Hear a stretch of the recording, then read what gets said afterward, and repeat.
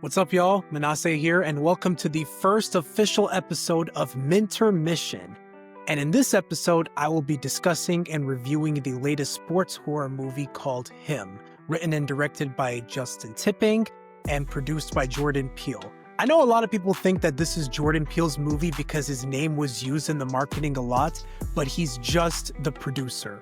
I want to make that clear. Now, before I get into my thoughts on the movie, I just want to provide a quick summary. So the story follows Cameron Cade, played by Tyreek Withers, who is a rising quarterback who suffers a potentially career-ending injury after being attacked by an unhinged fan. Just when all seems lost, Cameron receives a lifeline when his hero, Isaiah White, played by Marlon Wayans, offers to train him at an isolated compound. However, as the training accelerates, Isaiah's charisma turns into something darker, sending Cameron down a disorienting rabbit hole that may cost him more than what he bargained for. So, going into this movie, I was actually pretty excited for it. Even though I admittedly am not the biggest sports fan, particularly football, I am a big horror fan though, so having sports and horror meshed together was really interesting. Because I don't think that's ever happened before. I can't think of another sports horror film that was made before this one. So I was definitely curious to check it out. Also, the fact that Marlon Wayans was starring in it was pretty interesting because I've never seen him in a drama film before. I know he's done Requiem for a Dream a few years ago.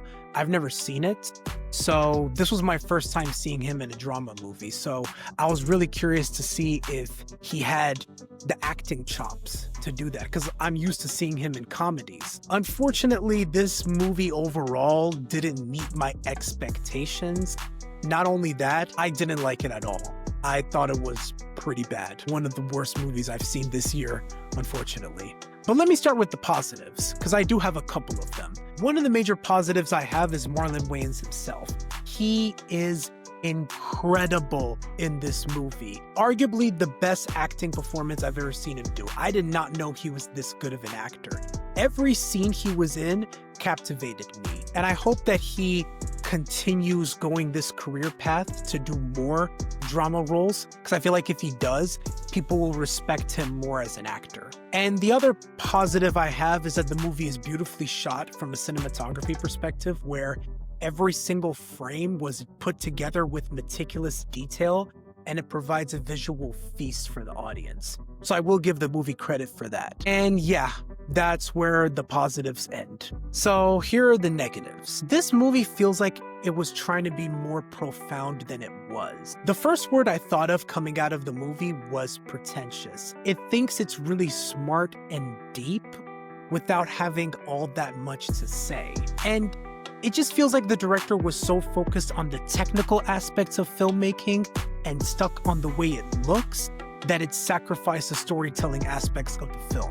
The plot was extremely paper thin to the point where I didn't care about the characters at all. I didn't care about their actions, their motives, even the dialogue was very choppy. It just feels like Justin Tipping didn't get his priorities straight when making this movie. It was just style over substance. That's pretty much the gist of it. And I get it.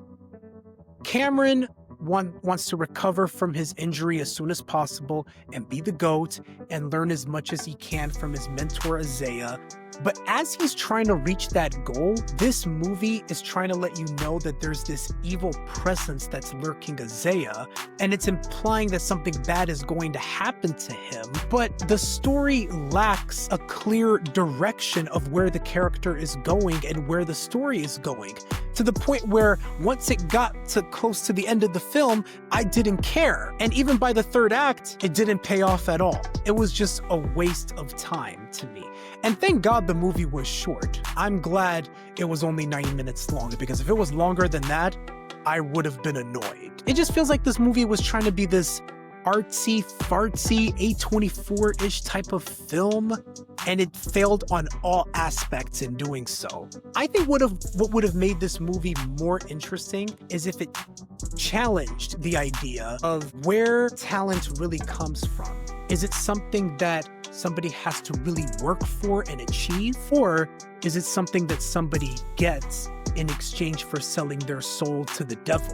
That right there is a much more interesting premise, and they should have just gone there and not make the movie so convoluted. I think I would have enjoyed the movie a lot more if they did that. So yeah, those are my overall thoughts on the film. I really don't have anything else to say. If I had to rate this movie, I would give it a 3 out of 10. Again, one of the worst movies I saw this year. I'm probably not going to remember it in the next few days or weeks.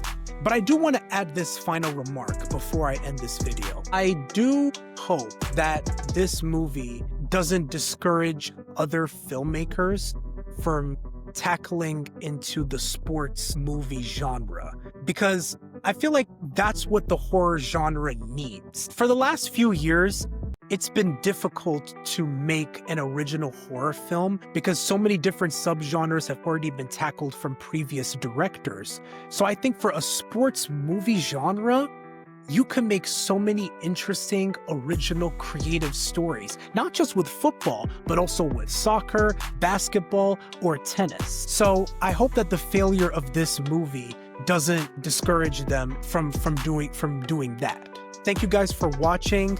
Please make sure to leave a like and subscribe to the channel for more content to come. And if you've already seen the movie, please let me know your thoughts in the comments section down below. Thank you.